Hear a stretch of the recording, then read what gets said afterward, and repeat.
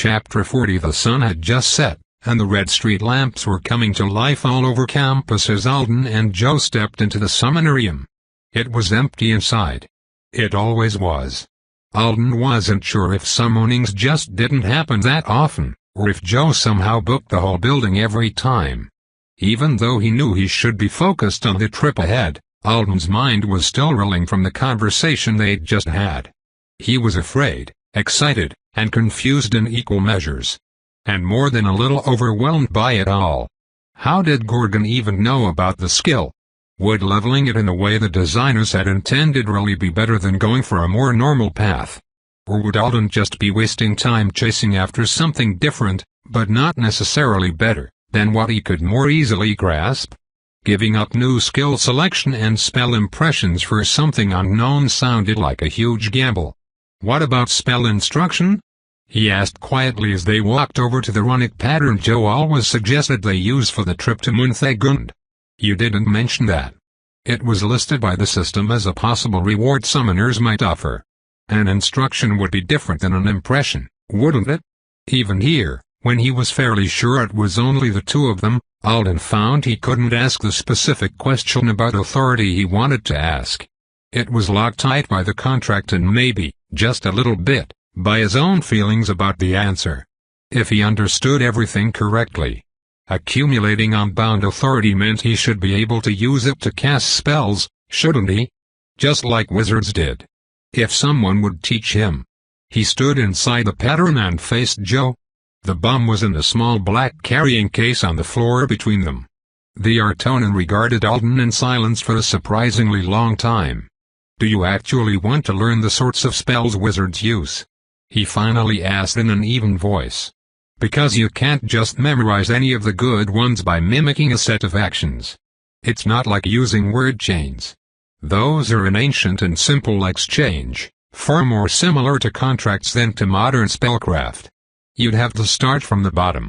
And magic is hard. You have some of the right qualifications for it, but the ones you lack would make it exponentially more difficult for you than for an Artonan. But not impossible?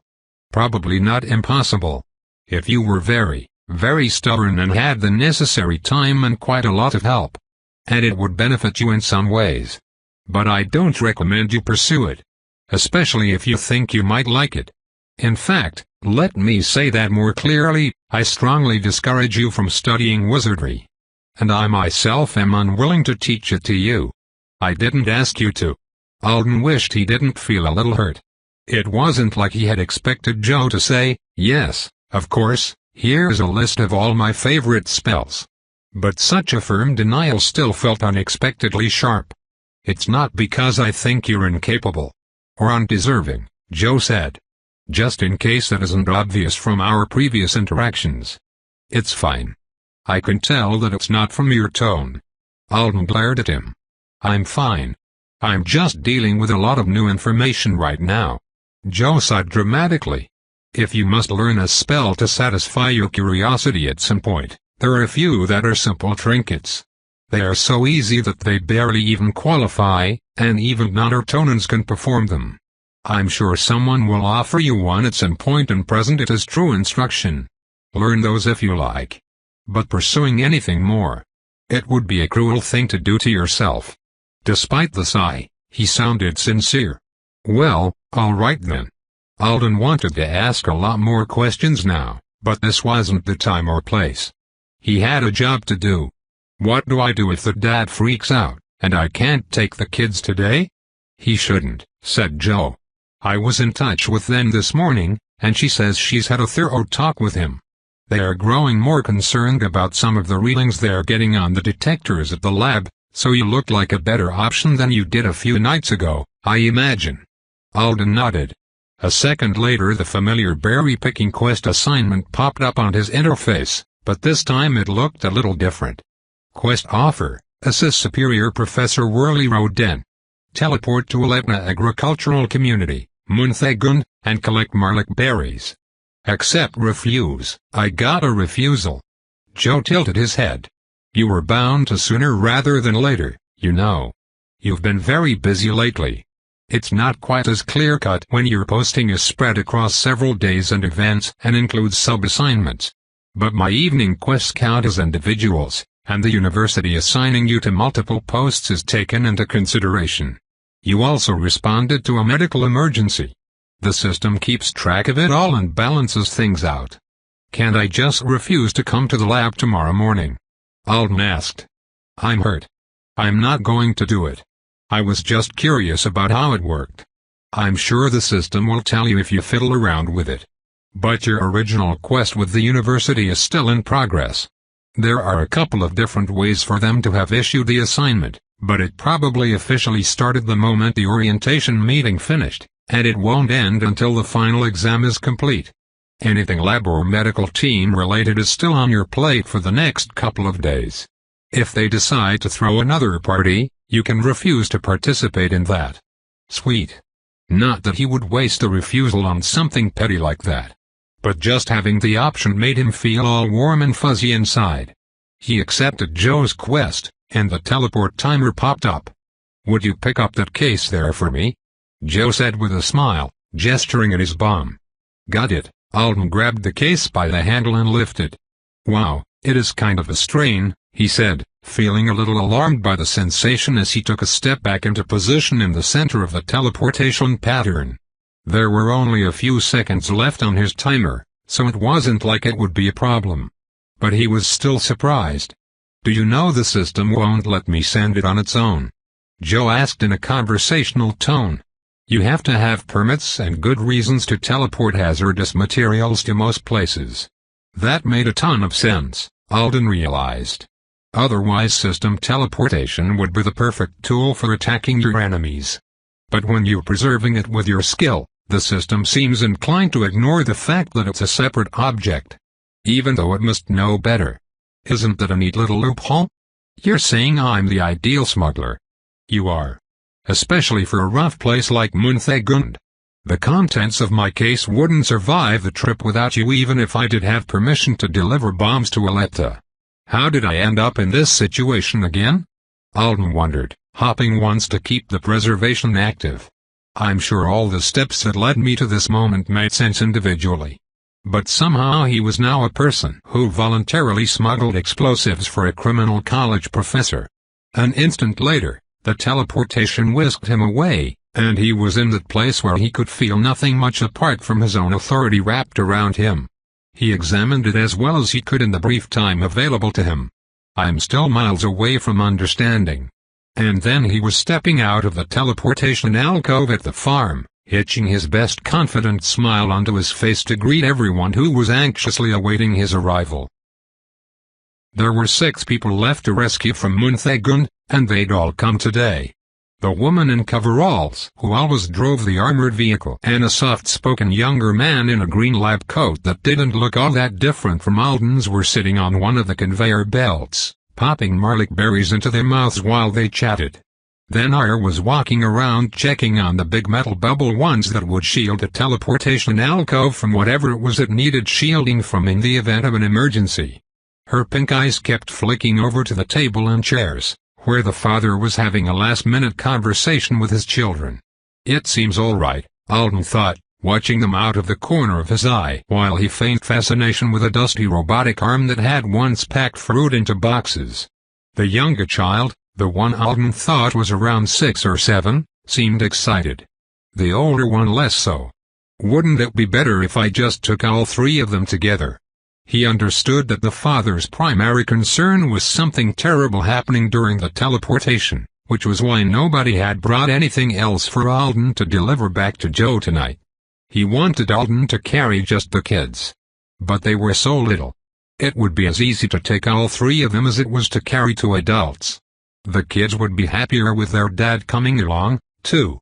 And that way, if something disastrous came up and prevented Alden from returning, the family wouldn't be separated. He resisted the urge to upset the balance by suggesting it. It's not like they're dumb. They're all scientists. They are smarter than I am most likely, and they know what the risks of staying are better than I do. He had finally gotten something of a handle on his position in the eyes of Joe's assistants, and it was a strange one to navigate. They were all aware that he was inexperienced, but for most of them, his words carried weight despite that. Particularly when it came to teleportation. It wasn't reasonable since Alden did not understand teleportation at all. He just stood there and let it happen to him like every other human he'd ever met. He was hesitant to nudge them toward his own preferences because, with the possible exception of Lenar, who had a better read on him, they would all take him very seriously and have a debate about what he'd said. Uh-oh. The older one was shaking his or her head now, lower lip stuck out mutinously. Alden stuck his hands in his pockets, wondering if pulling out the gifts he'd brought would help or hurt the cause. He'd thought it was obvious to take the whistle, the putty, and the toy RB single quotee from his capsule shelf this morning. They were for kids, and he was going to pick up kids. But now that he was here, the situation felt a little too serious, and he didn't want to be the kind of person who waved a bauble under a child's nose like it would distract them from a difficult emotion.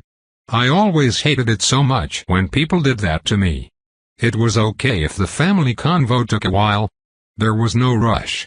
Alden had nearly 3 hours before his curfew back on Artona 3, and the only thing he had to do here was grab a berry, grab the kids, and step into the alcove. Still trying to look like he was minding his own business, he prodded one of the tiny, squishy round things on the end of the robotic arm. Instantly, a loud zap sounded. He leaped back, startled, and turned to apologize to the group. Sorry, for a split second, Alden had the impression that time had stopped. He took in everything at once, and it stamped itself into his mind, clear and crisp-edged. The driver and the man in the green coat were both frozen with berries halfway to their mouths. The father's hand was resting on the older child's, and he was smiling comfortingly. The little one was kicking their feet against the chair legs. Lenar was bent double beside one of the shielding devices, and all four of them were glowing and crackling with throbbing pulses of white light. Something happened, thought Alden. He wasn't afraid yet. Then Lenar looked up, her face twisted in pain, and her pale pink eyes met his. She screamed something at him that could only have been an order, and before the local system had even translated it, Alden was moving. Get the girls. Go. Greater than. Alden was at the table. The father was reaching for the older child. Girl. Alden grabbed the little one and lifted her. She squealed in surprise and elbowed him, and he realized his mistake. No entrustment. But no. It wasn't a mistake. He had to take them both. So get them to the alcove. The big one holds the little one. Target her. Get permission. Get back. All right. Barry. Suddenly, it seemed like an overwhelming number of steps. But everyone was moving in the right direction. The man in the lab coat was running toward Lenar. The woman in coveralls was racing toward Alden with a handful of berries. Alden was holding the little girl and running for the alcove, only half aware of the fact that she was kicking him and screaming like he was a kidnapper. Where's the other girl? He looked back and saw her staring at him wide-eyed from her father's arms. He was only a couple of steps behind. Something's wrong. I don't know what's wrong. Lenar was hurt. The shield was on. Is it safe to run through it? It wasn't like there was a wall between him and the alcove. The tall bubble wand-looking things were glowing, but between them it looked like nothing but empty space. He stopped for a heartbeat at the edge of where an invisible barrier would be, and the father and the older daughter blazed past him. It's safe. Alden was in front of the teleportation alcove. The father was ripping the little girl out of his arms and thrusting her toward her sister. The woman in coveralls slammed a handful of crushed berries into Alden's palm. Everyone was yelling so fast that the translations were lagging and skipping. Did it get? Greater than. What? Greater than. Didn't see. Greater than. The cursing swarm. Greater than. Yeah, Artefpef circumflexant. Greater than. That wasn't Artonan. The man had spoken Artonan, but the translation wasn't in Artonan or English. And translations weren't supposed to skip or lag. Something's wrong, Alden said. Something's wrong with the system. He didn't understand what was happening. You just zero in on your part of the job, and you let everything else go. Hannah had told him that once, when he asked her if she ever got scared during a mission. Zero in. I have to zero in. He shoved the crushed berries into his pocket. He targeted the older girl. Her sister was in her arms now. Her father was speaking, but the words were getting translation garbled into something completely unrecognizable.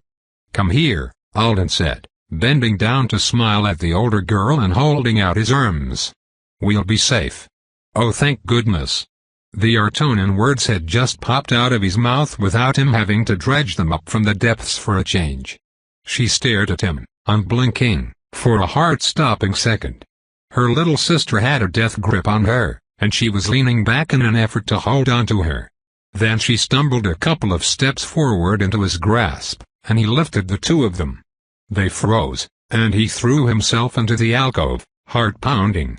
The notification that his quest was completed finally popped up. At least, he knew that was what it must be. He couldn't read the garbled text. It wasn't even letters anymore. The symbols in front of his eyes weren't from any language he knew, and they had gone three-dimensional and buzzy, like vibrating alien braille. But it has to be the quest notification. It always happened as soon as he got the berries. All he had to do was accept the teleport back to campus. Accept. He shouted, arms tight on his cargo. Yes. There was another loud zap, and this time Alden saw what made the noise. The shielding devices flared, and for an instant, the barrier Alden had expected to see appeared. A dome of white light surrounded the teleportation alcove, sealing it in a small space in front of it. Joe's assistants were all standing in that space. He couldn't see much beyond them. Just their backs and the harsh flare of light. It was gone almost as soon as it had appeared.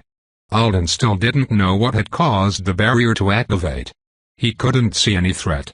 And then R's injuries offered no clues. It looked like her arms and chest had been burned. It seemed like something the barrier itself might have done instead of some attacker. Zero in. Focus on what I'm supposed to be doing. He hopped once to keep his skill active. The symbols were still in front of his eyes. They weren't changing. Oh no. This is bad. The Munthegun system hadn't hurt him. It hadn't understood him. Yes, Alden said in Artonan. Yes. Go. Nothing was happening. Contract, he said. It was one of the first Artonan words he'd ever learned. Contract, yes. He hopped. He shifted his grip on the girls. They were small children and they were Artonans, but they had to weigh at least 60 pounds combined.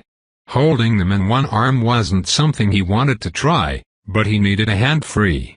If the system wasn't responding to verbal confirmation, maybe poking it would work. The symbols it was showing did look like they might be designed to be tactile. But I don't know what they say. He knew where the teleport acceptance button usually appeared in English. It's almost certainly not in the same place. But he didn't have a better idea. He reached out and had the surreal experience of grasping a floating symbol that felt like a knob in the middle of the air.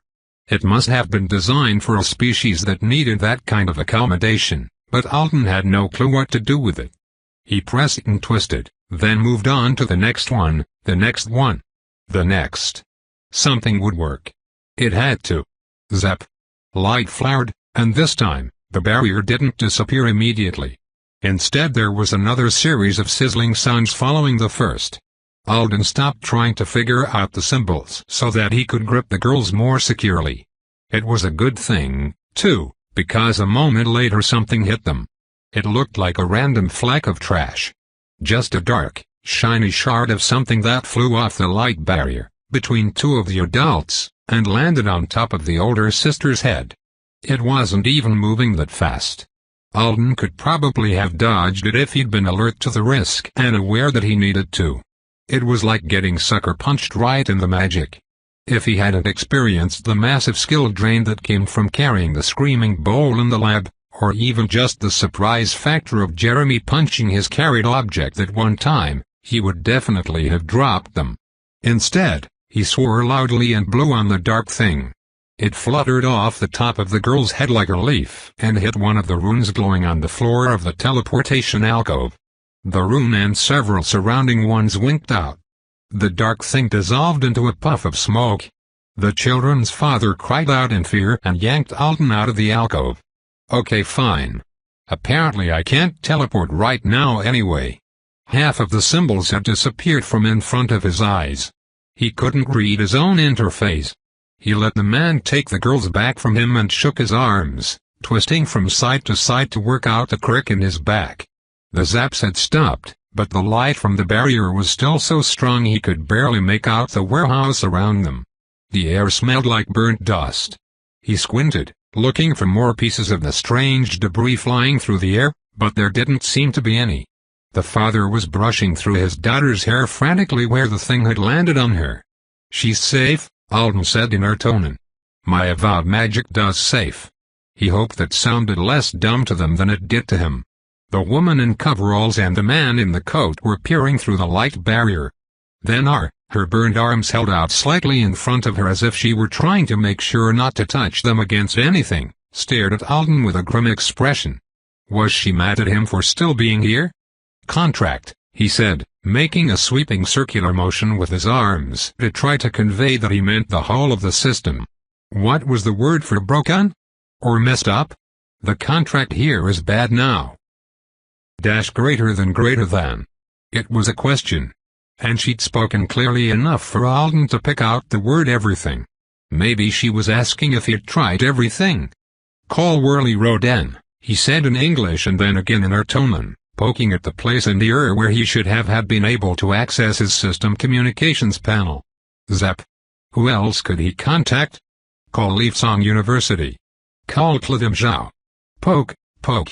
Call Bolu Pescu in Chicago, Illinois. Send a text message to Ptiqual on Artona 3. Contact Stuart H, son of the primary. Zap. Contract. Initiate communication with any avowed on Munthagund. He tried not to look panicked as he went through the motions of trying everything. He tried not to be panicked.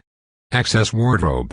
Half of the symbols disappeared from in front of his eyes, and his heart leaped. But nothing replaced them. The wardrobe didn't appear. Alden's hands hovered in the air in front of his face. At this point, there was nothing. He tried to touch everything there was to touch. The only obvious thing he hadn't messed with was his targeting option. The halo of light was still over the older sister. He did not want to play around with that. Is targeting actually done by the system? Or is the system facilitating my own authority to do it somehow? After his lessons with Joe, he was fairly confident it was the second. But that was still a big problem. Alden wasn't sure he could target someone without that facilitation. I mean, theoretically, yes, it's my power, right? But maybe he couldn't do it without practice. And now looked like a really bad time to have a practice session. If he was magically locked onto the older girl at present, then he'd better just stay that way. He let his hands drop. I try everything, he said to Thenar. The contract here is bad now. What's happening? She answered him. He didn't understand any of the words. But he kind of knew anyway. Chaos levels were a problem on Munthagund. They worked sort of like bad weather. The system was quirky even when it was at its best. This half of the moon was largely uninhabited. Joe's lab was here to research demonic energies. We're obviously under attack by some kind of chaos monster. Some kind of demon. Or maybe more than one of them. Right before it had conked out, the system had translated the word swarm. But even though Alden got it, he didn't really get it. He had never seen a demon before. The people who called Gorgon one were just repeating a shitty joke as far as he knew. He basically had the impression that they were very bad monsters that were somehow dirty. Like, radioactive maybe? Because of chaos. Which was very bad stuff the Artonans were always trying to mitigate in one way or another, though it seemed to only be a problem out here in far-flung places like this. It wasn't something you had to worry about on the true planets or Earth as far as he could tell. Hundreds of high-ranking avowed were used to smack down Earth's annual demon allotment. It always went off without a hitch. Zero contamination, zero casualties. That was all a regular human kid knew or needed to. Oh, yeah. And the head of the Chicago consulate got in trouble recently for consorting with a demon. Consorting implied it was intelligent and capable of communicating. But maybe that wasn't a standard thing for the species or type of creature demons were. The way the father had acted when that little flack of garbage had touched his daughter fit with the sort of radioactive theory. And the fact that it had strained Alden's skill and burned out a spot of magic on the teleportation alcove was pretty concerning. He tried to make sense of everything and build a picture of what was going on. So that black fleck is a piece of a demon. Or it was. It went up in smoke. That's a little too on the nose for the name demon. It was only a piece because the barrier must have fried the rest of it. The bubble wand barrier works like a magic bug zapper? Well, I guess it's what you would use on something called a swarm. Alden tried to decide if he would rather deal with a single giant chaos monster or a swarm of little ones. The answer was neither. But it was way harder to avoid 1,000 small things than one big one. Will I die if one of them touches me? He opened his mouth to ask, then closed it again. He shouldn't say that in front of the kids. After a few seconds passed without any zaps, the barrier faded again. Then R barked an order, and the woman who always drove the vehicle nodded grimly. She dashed for the door of the warehouse and the man in green was hot on her heels. She went out through a small side door, and he stood beside a larger one that seemed to be intended for trucks. We're going back to the lab in the car? Alden was relieved there was a plan, though the idea of a long drive across the grassland through some kind of swarm of demon bugs sounded like a nightmare. But if the lab researched demon energy, it stood to reason that it was better prepared to fight them or shield against them than a berry farm. He tried to decide what he could do to prepare for the trip. All he could think was that if it was like magical radiation, he probably ought to cover up as much skin as he could. The lab coat was supposed to be mildly protective against explosions. Maybe it worked on demons? Sure. Let's go with that. Something buzzed several yards overhead. He glanced up to see a black dot. Like a big carpenter bee. It wasn't attacking, just flying drunkenly. Then R was staring at it. So was the dad. They were both clearly poised to move. The children had their faces buried against their father's legs. Alden tried to keep one eye on the thing, demon, while he covered up. But it didn't come after them. Instead it bonked into the metal roof, gently, like a moth batting against glass. And rather than bouncing off, it punched right through and disappeared. A tiny hole was left behind, barely visible. He took a deep breath. It was better than an attack, but it was still terrifying. A swarm of lazy flying things that went through walls and screwed up the local system was only moderately better than the intelligent killer hive mind scenario he'd just been imagining. The hood of the coat zipped into a panel on the back of the neck, and Alden had been keeping it tucked away for days. He'd grown complacent now that he'd seen what the lab exams were actually like. He unzipped it and pulled the hood over his head. It didn't fit tight to his face, which would have made more sense to him. Instead it was deep and oversized. Joe had the weirdest taste. Alden looked like a bright red Grim Reaper when he pulled the thing up. The coat had an inner zipper and 2 rows of buttons. He sealed himself in. He wished he'd brought his goggles. Why did I leave them behind? The man in the green coat did something to a panel by the big door. It opened part way, and the armored car drove into the fruit packing warehouse, its metal tires grinding against the pavement.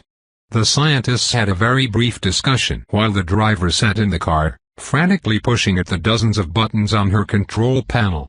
Wave after wave of light washed over the vehicle. There was a fresh burning smell in the air around it. It was obviously designed for trouble, and she intended to activate whatever safety features it had. Then R was speaking to the others harshly. The blisters all over her arms were lending her an additional air of seriousness. Alden's interface wasn't even trying to translate anymore. There were just a few random floating symbols and lights, all of them in places where they obscured parts of his vision instead of sitting in their usual minimized form around the edges. He listened as hard as he could to the conversation, struggling to understand what was going on. He didn't catch any of the words. The young scientist in green started pulling the shielders out of their stands and locking them into rings that seemed to be designed for them on the vehicle. His face was pale. Alden watched him do the first two carefully and hurried over to help with the third. There were a series of latches at the bottom of the devices. He freed one and passed it over to the scientist, who only nodded at him with a bleak expression. Then he went to get the last. They'd put the children in the back seats of the vehicle, and strapped them in with the harnesses. Now the father was having a hurried discussion with the driver. She was pointing at buttons and telling him what they did. Alden understood the words more, less, and something about the way it was all happening seemed wrong. He felt an unease in the pit of his stomach. He had a sense of growing dread. But he hadn't quite taken the leap to full realization when Then stepped over to try talking to him. He handed the last shielder over to the man and turned to look at the pink-eyed leader. There was a buzzing sound coming from somewhere in the warehouse again. It wasn't where he could see it, but it made his heart race. From the start of the accident until this moment, he thought, it couldn't have been more than 5 minutes. Things went wrong so quickly. Then said something. Alden didn't understand. She said it again, then she pointed from the vehicle to him, to herself, to the man in the green coat, and to the driver. She made a side-to-side gesture with her hand. Alden recognized it. Some Artonans used it to mean no. He looked back at the car. Girls in the back seat already strapped in, father in the driver's seat. It had felt wrong. No, he said. He wasn't sure if it was a denial or if he was repeating the idea she was trying to convey. We're not going with them. He said it in English. He needed to figure out how to translate it. His brain wasn't being as obliging about that as it had been earlier. Why? Why? The armored car was large enough for everyone if they held the kids. It was powerful. It was even taking the shields. He wanted to scream the question, but what was the point when he wouldn't understand the answer? There had to be a reason. They weren't even taking the driver. Maybe the protections would work better on fewer passengers. Maybe it was something more basic, like weight. Maybe any of 1,000 things he didn't know. Then was still trying to convey the message. Her pink eyes were fixed on him. Her burned hand was flapping the no sign, and she was repeating the word in her tone. Does the car come back for the rest of us? He demanded. Or are we just supposed to stay here and die? He sounded hysterical. He was hysterical. He was glad he'd lost all his second language skills momentarily so that nobody could understand him. Although they probably did anyway. There were only so many responses to match the situation after all. Zero in. But there wasn't anything left to zero and on was there. How were you supposed to do your part when your part was nothing? Alden looked around the warehouse. He didn't know what he was hoping to see. Help, maybe. But there was none. He spotted his targeting halo glowing over the older girl's head. Shouldn't have worried about trying to swap it, he thought. She's not going to be around to entrust me with anything. There was more buzzing in the warehouse now. Out of the corner of his eye, Alden saw a black dot bang into one of the robotic arms, and then it drifted slowly through it. It was a slightly different shape when it came out the other side, but it kept flying. He had to keep his head. It was no good to freak out. Focus. Think. Do something. Then must have seen that he'd gotten the message. She stepped away from him to say something to the father who was about to drive away with all the safety, including Alden's best chance of even having a skill. With his target gone, he'd have nothing but proprioception, agility, and freaking appeal. Can't forget the visual processing. When I'm alone, I'm just a semi-athletic human with nice skin and good peripheral vision. Exactly the man you want to throw at a radioactive insect swarm on an alien world. Well, as a rabbit, his sympathy for magic was actually quite high, too. But it hadn't done him any favors so far. All it seemed to do was disproportionately draw his attention to shiny magic stuff that wasn't his to use. He took a couple of deep breaths, trying to calm down. He wasn't the only one staying here. All of the others were, too. He shouldn't make it worse for everyone else. Zero in. There had to be something he could do so that he didn't feel quite so helpless and terrified. He stared at the targeting halo. Right. Yes. Okay. That's something. He dug his hands into his pockets and walked toward the vehicle. Then R made a sound of protest, and Alden shook his head at her. "I'm not going," he said, pointing at himself and the car. "I'm not going. I understand I can't go. It's okay. I won't flip out or try to insist. It's okay that I'm staying." He pulled the toys out of his pocket and held them out to the little girl who still had the glowing halo of light that wasn't T light floating above her head. She stared at him. Her little sister was bawling in the seat beside her. "Yours," he said. He wanted to say take them, but this was the best he could do. The girl reached for the toys. Alden waited until she had all three of them clutched in her small fingers. Then he said, "One for me, one for you, one for your sister." She blinked. Her father leaned over into the back to say something to her. She passed the T model to her sister and set it on her knee when the younger girl didn't move to take it. Then she took the whistle for herself and passed the glittery putty ball back to Alden. "Thank you," she said. "Thank you," Alden said, trying to smile. He felt his skill activate. "Bye. Go home safe." Chapter 41. Everyone kept moving after the dad and his kids were gone. Alden didn't know what the plan was, and he couldn't understand 95% of the conversation around him. But it made him feel better that the scientists were taking action. They stayed in the warehouse for a few minutes, examining places the demon bugs had touched, calling out information to each other. Alden watched them intently, trying to understand. They always examined the damaged spots from at least a foot away. So maybe even touching the residue left behind by the things was hazardous.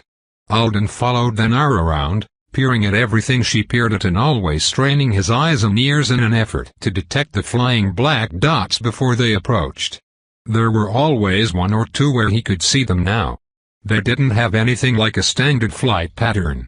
One would spiral toward the ground. Another would drift like it was caught in an invisible breeze. The one that scared him the most drifted for a while and then, inexplicably, changed direction and shot through the air rapidly for a few feet before drifting again. They didn't just leave holes in things. Though that seemed to be the most common result of them banging into an object, some of the spots the scientists examined weren't places that Alden would have recognized as damaged at all. A rough patch of metal, a fine smear of ash, a shiny puddle like a drop of resin on the pavement.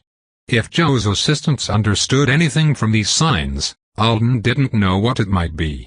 After about 5 minutes, the examination ended with them all gathering around to stare at a single tiny hole in the floor.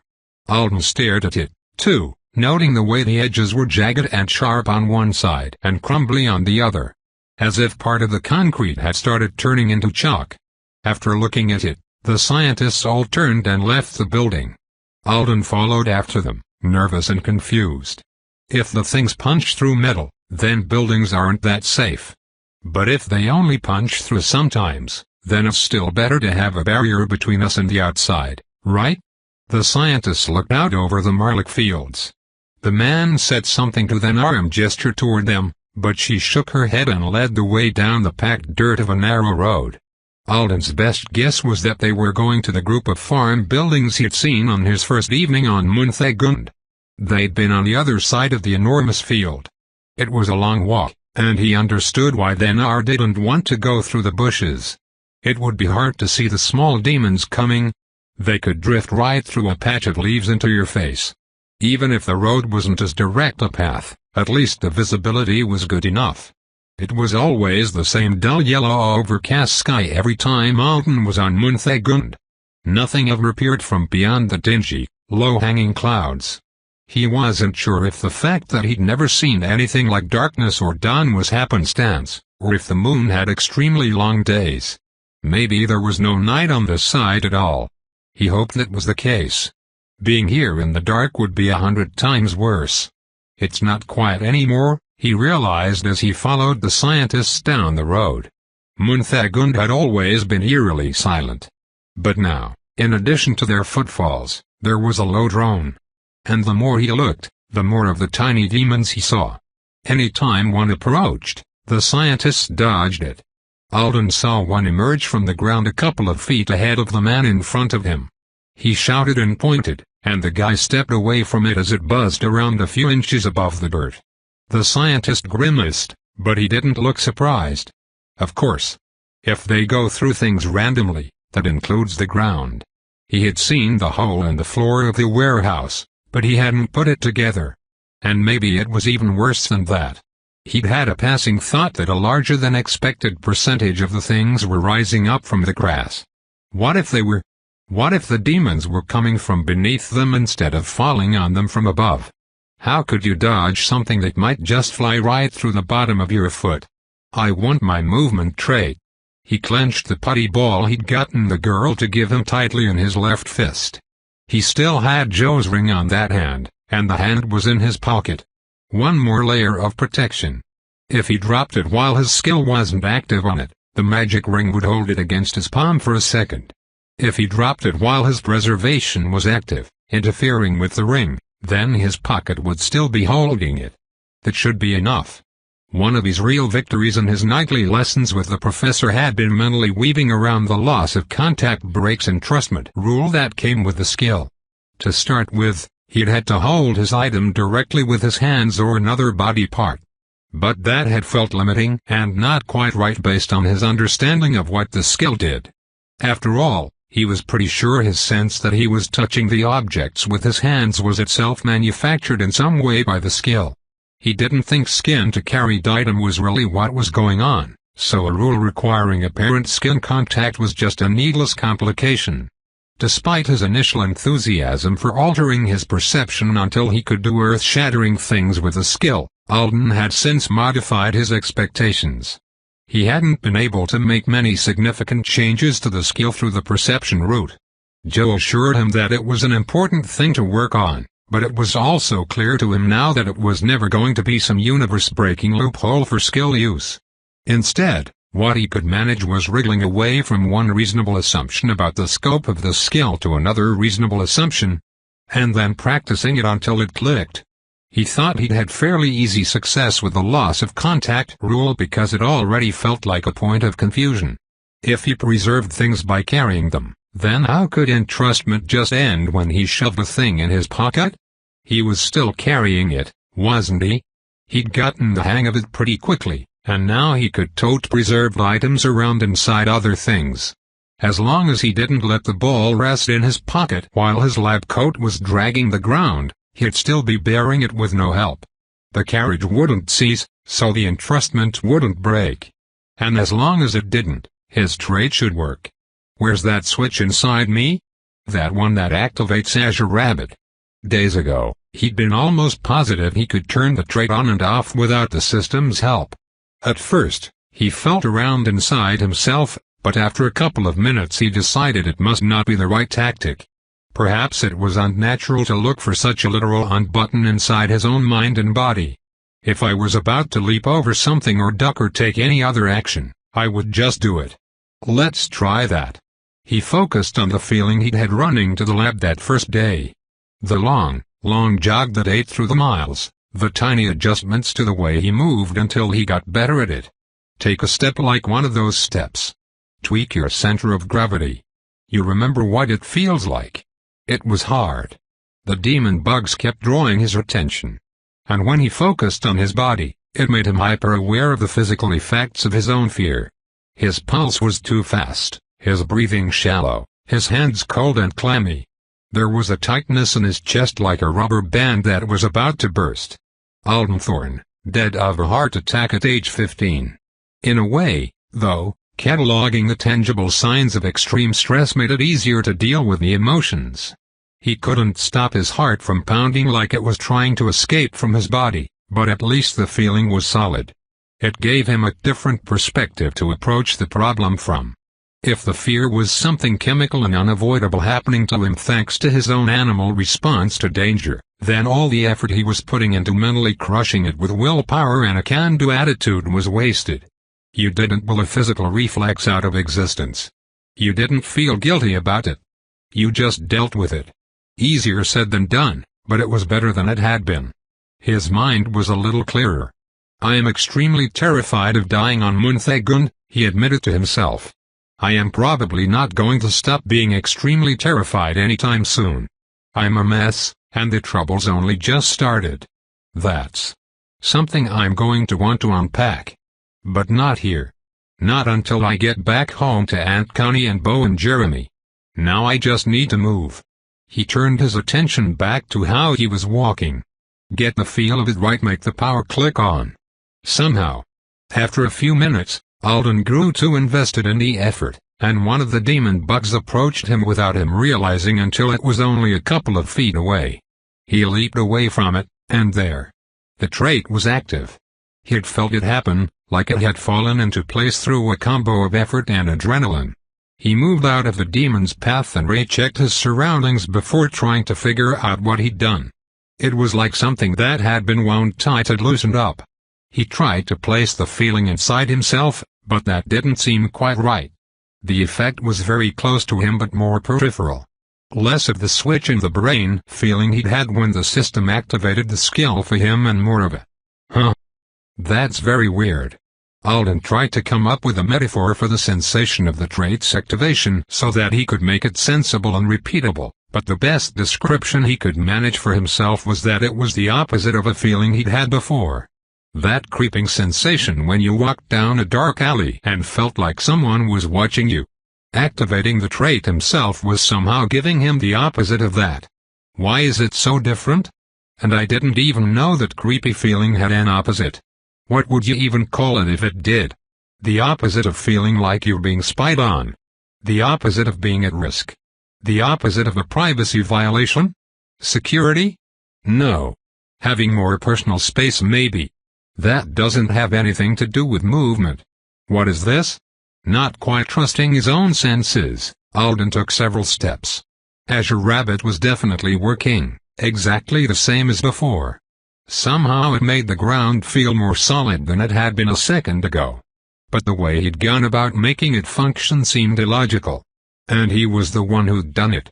And what was even weirder was that he still had a faint sense of the uncreepy feeling. I guess it's nice, he finally decided. Almost like it's just a little easier to exist than it was a second ago. Finding existence slightly easier is good, right? Plus, he was faster now. He was falling into using the trait well, just like he had before. It was a relief to know that if one of the zippier chaos bugs pelted toward him, he'd have that much more time to dodge it. The group rounded a curve in the road, and the buildings Alden had seen before appeared in the distance at the edge of the Marlick field. The buzzing sound was louder now. The number of bugs was increasing. Soon, it would be impossible to avoid them. How long is this going to last? How bad is it going to get? As if in answer to his thought, the last few symbols on his interface flickered and vanished. For the first time in 2 weeks, Alden saw the world the way he'd seen it every day of his life until he became an avowed. The system was gone. The first accident happened when they were only a couple hundred yards away from the square, white building that seemed to be their destination. A bug flew out of the ground right as the woman in coveralls stepped over the spot. Alden and the man in green cried out, but she couldn't move away in time. The thing darted by her, brushing against her outer thigh, and she screamed. Her friends leaped toward her, pulling her out of the demon's way, but there wasn't any need. As if passing through her skin had hurt or altered it somehow, it whisked away into smoke like the one that had touched the teleportation alcove's runes. Alden held his breath, wondering if the black dot was really gone or if it had just become particulate chaos that could get on their skin or be inhaled. In either case, the damage was done. A portion of the woman's coveralls had dissolved and the injury was not all right. There wasn't a lot of blood. It would have been better if there was. Stuart's severed foot had been disturbing, but not in a way that made Alden's stomach turn and his terror spike. The demon's touch, however, had left a line of insanity on the Artonan woman's thigh. It was partially a cut, a clean understandable slice. But the rest of it. A vein of metallic silver streaks bled into a patch of blackened rot that turned to something that looked like fleshy sawdust. What are we even supposed to do to help her? Alden thought if it was his own skin he'd want to cut it off, if only to make the wound look like a wound and not like something out of the worst kind of horror movie.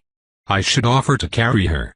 She was sobbing, leaning on the male scientist's shoulder. Alden gripped his putty ball. If he tried retargeting, so that she would be preserved and out of pain, he could fail. He'd lose the movement trait. And even if he didn't, he couldn't carry her forever. It didn't seem like this disaster was a short-lived problem. The bugs were getting thicker. Whatever was happening, it hadn't peaked. The risk seemed like a dumb one when he'd be trading certain long-term mobility for possible temporary pain relief. Just regular carrying then. Since she's hurt, and I'm the strongest. Then Aya was burnt, and the other scientist was holding the bomb case. I can carry her? Alden said. They all looked at him. Normal carry, he added hastily. No magic. Then Aya nodded. She pointed to the woman's leg. Don't it, she said. Don't touch it maybe. Right. They avoided touching even the spots where they saw the demon damage. But what did that mean for the injured woman? Alden forced himself to let the putty ball fall into his pocket, then he lifted her, careful not to let his fingers brush against the strangely altered flesh. Still sobbing, she grabbed him around the neck and held on tight.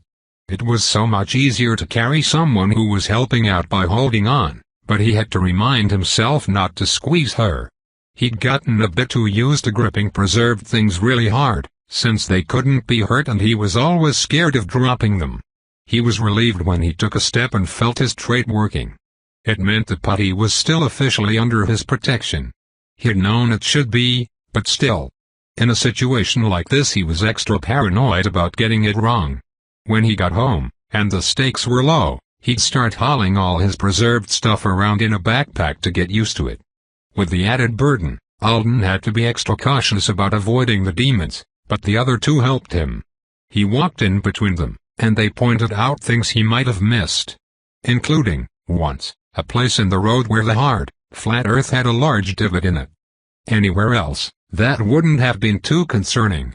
But Alden had previously noted that Munthagund didn't have a lot of variety in the terrain. He hadn't seen a single pothole in the ground during his run to the lab. When they reached the white block building, Alden set the injured woman down. She wobbled, leaning on him, and took a pen laser from inside her coveralls. It took a while, but the male scientist used it to burn off the door lock. The interior was mostly private office spaces, arrayed around a central area that served as a break room. There were tables, chairs, a kitchen, and a sofa. They helped the injured woman into a chair, and then Aya went to the sink. Water flowed from it readily when she touched her hand to the faucet. She brought it over and washed the strange wound by pouring it slowly over the surface. A bloody pool formed on the hard floor. Alden had no idea what else to do with himself, so he stood guard, keeping his eyes on the three demons that were drifting around the break room. He had an impractical urge to stand on his tiptoes, as if having even that much less physical contact with the ground would save him if one emerged beneath his feet. The male scientist fiddled with a small television on the wall. It came alive with a crackle, and he ran his fingers over the touch screen quickly, bringing up several different images. One of them looked sort of like it might have been a communication screen, and Alden gave Aya a hopeful look. "Talk to someone?" he asked, pointing at the TV. Just because the system wasn't working, it didn't mean everything was down, did it? The Artonans were heavily reliant on magic and magical equipment, but it wasn't like they didn't have satellites, radio, cell phone tower, smoke signals. Alden would gladly accept whatever kind of solution might exist out here in the middle of nowhere on the worst half of what was apparently a very bad moon. "No," said Aya. "Maybe if, dash." But the man manipulating the television shook his head. He flicked away from the comm screen and pulled up a map. Alden assumed, based solely on the usual function of maps and not any ability to read the logograms on it, that it was of their current location. It was really plain as far as maps went. There were no lines to indicate the boundaries of patches of land, and there were few topographical markings. It was basically just some dots on a gray field, with a box out to the side that looked like it might be the key. Then the scientist touched something, and patches of purple, pink, and red spread across the screen. It looked a lot like a weather radar map. Mostly it was purple, but a pink blob was at the center, and in the middle of that was a small bright red dot. We're probably at the center, right? In the red dot. Then I asked another question, and the man touched another part of the map. The red expanded. Then expanded again. And again. A forecast. Alden hadn't thought his mood could turn darker, but it did. The man swore. Then I closed her eyes. How many? Was it childish to say hours when he knew that wasn't likely to be the answer? How many days? They didn't respond. The red is bad. There are many red days?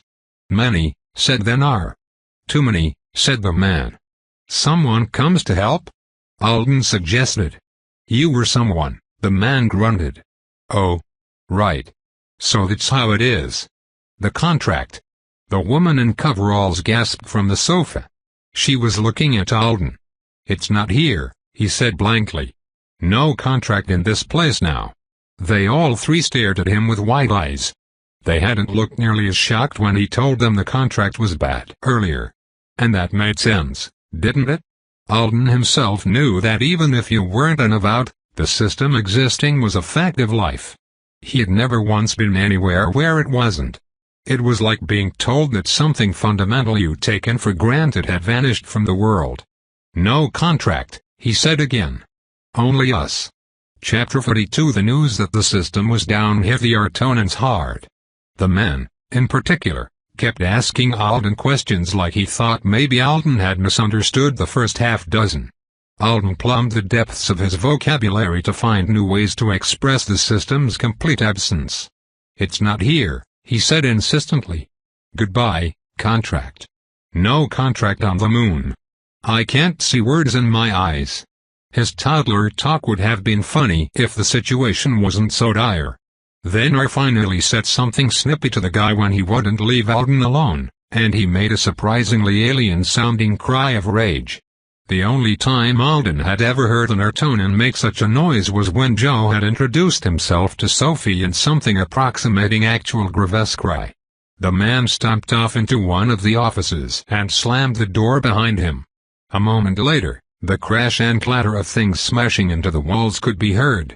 Then R sighed and walked over to look at the map. Alden followed her like a duckling. He had so many questions. He hated to bother her, but he couldn't stand the lack of information. He sorted through his numerous urgent queries, trying to pick ones he could ask that would have simple enough answers. Well, the map page was up. He'd start with questions that involved location. Where are we? Then R gave him a nod and zoomed in the map with a circular motion of her fingers. Alden watched closely. Probably it was pointless to memorize Artonan touchscreen gestures, but he would try to collect every scrap of information he could. Oleta is here, she said, pointing at a dot on the center of the map, right where Alden had expected her to. It was in the middle of the glowing red circle of evil, as he'd feared. He really wished he knew the words for chaos or demon. It would make all the things he'd guessed up until now easier to confirm. Instead, he asked, where is Whirly Rodent's house? He was hoping to get a sense of the problem's scale. Here, then R said, tapping on another dot in the direction Alden decided to think of as east. It was about a third the distance from the center to the edge of the red zone. This is the... That last word must have been laboratory. Is the laboratory safe? He did his best to get the new term right. Then R answered at length, then paused when she saw the blank expression on his face. More safe, she said slowly. But it isn't safe. Can't we go there? More words Alden didn't understand. Her tone sounded like a shrug, for whatever that was worth. We are not safe here and we are not safe there, he suggested. Both same bad? Yes, that was right. He could tell from her expression. Where is safe? Nowhere, she said. Where? Alden insisted. He at least wanted something, just for his own sanity. She zoomed the map out again by making the opposite circular motion and stared at it for a while. She went through the forecast screens that showed the problem growing. For too many days. Finally, she pointed at a mark far, far to the west. Here, she said. It's safe for you. Maybe. It was too far to walk. And those missing words were pretty important. For me? Not now, she said. When, dash, dash, dash. Then it will be safer, vowed. If. Alden fully understood the urge to go hide in an office and break things. Please, he said. How do we be safe? Again? Please don't give up on me. Please keep repeating it until I get it. I know it must be annoying, but it's important. And I'm trying. I swear. To his surprise and utter gratitude, she kept trying. Slowly he pieced together an answer and an understanding of what was happening. Is it better to write the words? She asked at one point. Alden shook his head. The written language was harder than the spoken. Talking is better.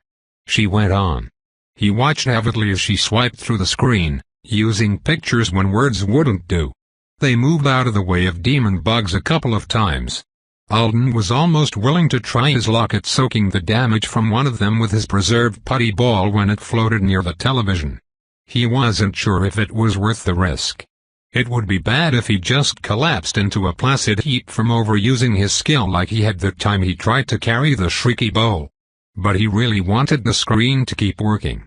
Because what Benar was trying to get across to him would have been hard for him to understand even if she'd been explaining it in English. The red zone would grow and grow for many days. The number was so uncertain that Benar would not give it to him. But at some point beyond the scope of the forecast, it would begin to shrink again. Big then small? Benar nodded. It would start getting smaller when ships came. Benar conveyed this with lots of pictures of spaceships. Ships from the other side of the moon? Alden asked. The half that was supposedly less chaos-stricken would send aid, wouldn't they? But she shook her head. From the mother. All the way from Artona. Yes, they were in the same solar system. Or so he'd been told. But why wait for help from another planet? Joe had said spaceships were in short supply out here, but surely. Oh, maybe I'm not thinking about it right. The red place is too bad for the other side of the moon to help here? He guessed. She nodded. Wizards come to help? A pause, as if she had to think about it for a while, then another nod. Maybe Alden didn't have the story exactly right, but he was in the right general ballpark. Their reaction to the news that the system had vanished was so dramatic compared to their reaction when he'd first told them it was malfunctioning. A buggy system must have been within the realm of their expectations, but a missing one was far, far outside it. And no system meant no teleporting. For almost everyone, as far as he understood it. The Artonans could do it, but it seemed to be something of a rarity. Even Joe had said non-system transport was hard to come by, so maybe it was only the truly elite who were capable of it. And if regular people couldn't even use system teleportation on Munthagund, then it must be a hard place to get to. So, the people who were qualified to fix a problem of this magnitude were probably big badass wizards who did not live on a backwater like Munthagund. And if they couldn't teleport in, they'd have to come by ship. The red place is big, then the wizards come help, then the red place is more small, then here is safe. He was sort of right, judging by her expression. But not totally. She kept explaining. She'd been snappy in all business nearly every time Alden had seen her. Always the leader, totally on top of things. But she was so patient with him now, he wanted to hug her for it. For many days the Chaos Zone would grow because there was nobody on Munthagund capable of stopping it. Eventually, the ships would come, and it would start to shrink. Benar thought the ships would arrive at the location to the west she had pointed out on the map. Then after many days the red zone would finally go away. There would be no true safety until then. This was hard for Alden to comprehend. Not literally but in every other way. He kept asking broken questions, and she never once refused to answer. More and more of these? Alden asked, gesturing to the demon bugs in the break room. One of the fast ones had just punched through a wall. Frankly, Alden was surprised Benar and the television were all still unharmed. Are they just going to keep coming, until the entire world is made of them? At this point, Alden rather expected the answer to be yes. But slowly the scientist got across a different idea. There would be more and more of the demon bugs, until there were 2 or 3 times as many as there were now, and then eventually there wouldn't be many at all. They go? Alden asked hopefully. Before the ships come? Yes. They would go. Only that wasn't the end of the problem. Then R showed Alden a spatter mark where one had hit the wall, and she mimicked inhaling dramatically. Because he'd had the fear himself, Alden understood what she was getting at. But it still horrified him so much he didn't know what to ask next. The demons were going to eventually all disperse or alter from bumping into things, and then everyone would be walking through an atmosphere full of whatever they were made of, getting it on their skin and breathing it in. Alden imagined his lungs turning into something that looked like the injured woman's leg. And he almost puked at the thought. What an unfathomably gruesome way to go. Well, now there was only one question left to ask. And he couldn't hold it back anymore even though he wanted to.